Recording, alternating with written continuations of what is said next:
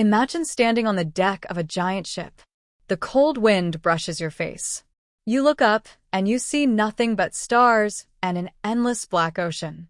Now imagine that same ship sinking beneath those icy waters in the middle of the night. That ship was the Titanic. A ship that was called unsinkable.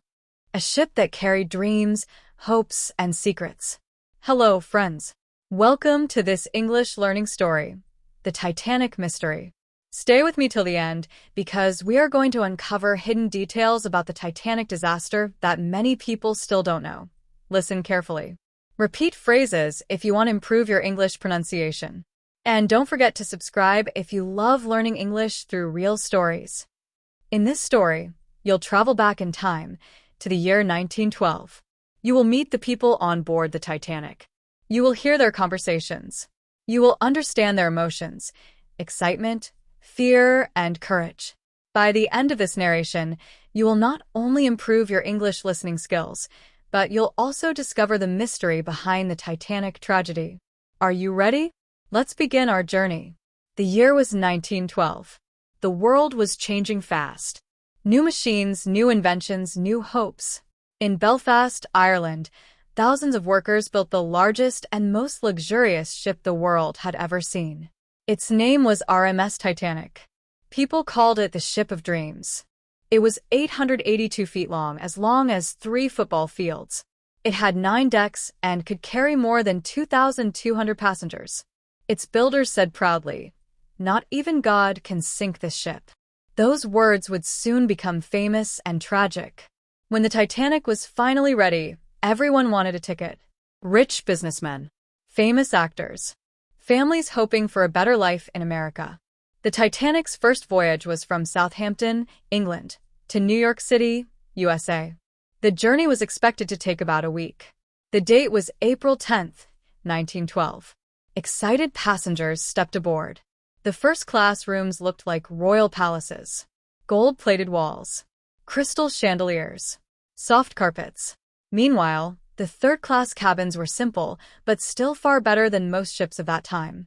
Everyone felt lucky to be on the Titanic. Let's meet some of the real people on board. First, Captain Edward Smith, a respected man, calm and experienced. This was supposed to be his last journey before retirement. Next, J. Bruce Ismay, the director of the White Star Line, the company that owned the Titanic.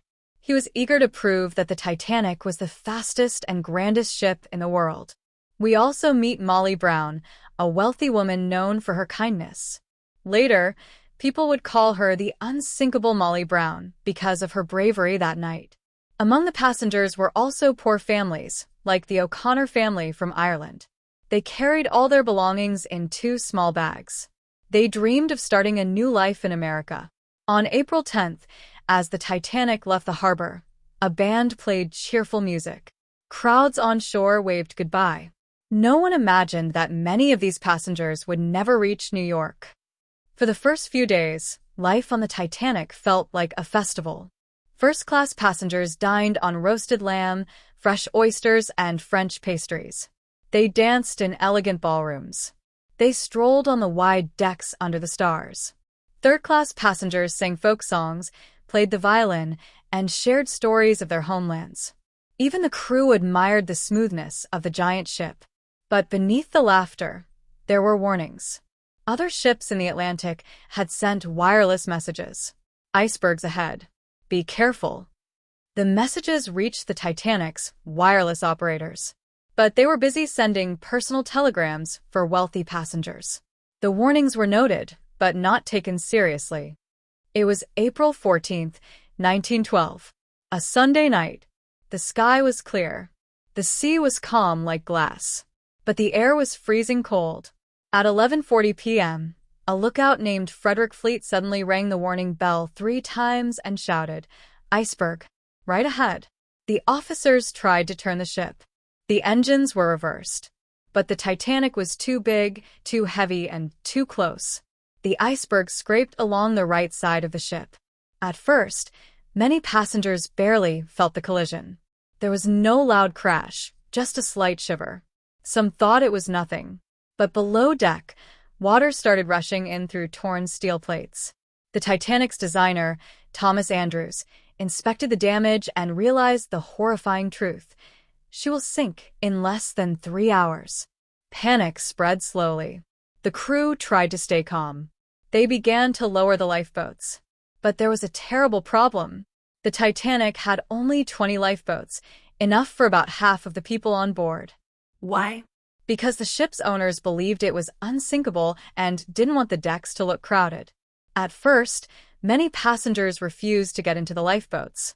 They thought the Titanic was safer than the small wooden boats. Some lifeboats were lowered half-empty. Captain Smith gave the famous order, "Women and children first." Mothers hugged their children tightly. Fathers stood back, their faces pale. The band continued to play soft music to keep everyone calm.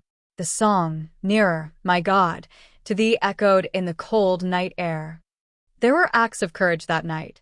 Molly Brown helped row a lifeboat and comfort frightened women. Wireless operator Jack Phillips kept sending SOS messages until the power failed. Engineer Joseph Bell and his team stayed below, trying to keep the lights on for as long as possible. Many third-class passengers struggled to find their way to the upper decks. Some gates were locked, keeping them trapped below. It was a tragedy within a tragedy. By 2:20 a.m. on April 15th, the great Titanic rose high into the air and then slipped beneath the dark Atlantic Ocean. The screams of people in the icy water haunted the survivors forever. Out of more than 2,200 people on board, only about 705 survived. The rest were lost to the sea. The nearby ship Carpathia responded to the distress calls and arrived around 4 a.m. The survivors, shivering and shocked, were pulled aboard. When the news reached the world, people were devastated. How could the greatest ship sink on its very first voyage? Newspapers called it the night to remember. Even today, more than a century later, questions remain. Why didn't the ship slow down despite iceberg warnings? Why weren't there enough lifeboats for everyone? Why were the binoculars for the lookouts locked away in a cabinet that no one could open that night? Some believe that pride and overconfidence doomed the Titanic. Others think there were design flaws that made the ship more vulnerable. The Titanic wreck was discovered in 1985, lying 12,500 feet below the surface of the Atlantic. Explorers found broken pieces, personal belongings, and even untouched shoes on the ocean floor. Each object tells a silent story. The Titanic disaster changed the world. New laws required ships to carry enough lifeboats for everyone. Ice patrol services were established to track dangerous icebergs. And people learned that no machine, no matter how advanced, is stronger than nature. But perhaps the greatest lesson was about humanity, about courage, sacrifice, and the value of every single life. Now, let's slow down and practice some key English phrases from the story. I'll say them, then pause so you can repeat after me. The ship of dreams. Iceberg right ahead. Women and children first. Nearer, my God, to thee. No ship is unsinkable. Well done. These phrases carry both language, emotion,